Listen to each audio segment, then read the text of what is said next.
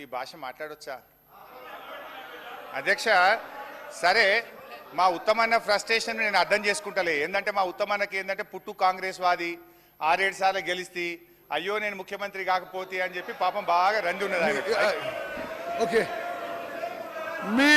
మీ మామని తింపిని కావాలనుంటేవో మీ బావతో మీకు పంచాయతీ ఉండదు, మీ అందరం కలిసే ఉన్నాం, అనవసరం మాట్లాడద్దు. Speaker sir, I object to his all kinds of false allegations. ఇది మొత్తం శాసనసభలో ఈ ప్రభుత్వము కృష్ణా నదిపై ప్రాజెక్ట్స్ చెప్పము అని చెప్పిన తర్వాత ఈ చిల్లర మాటలేందండి? నిజంగా టూ మచ్. ఏదో గ్రామ పంచాయతీ చేస్తున్నా ఆయన.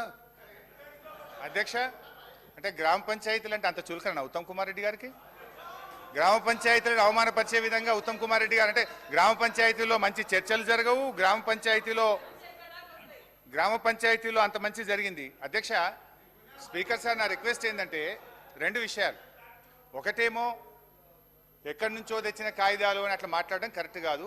నేను చూపించిన కాగితాలన్నీ కూడా రాష్ట్ర ప్రభుత్వ జీవోలు, కేఆర్ఎంబి మీటింగ్ మినిట్స్, కేంద్ర ప్రభుత్వం యొక్క మినిట్స్, మీ ఈఎన్సీ గారు మాట్లాడిన వీడియో చూపించిన.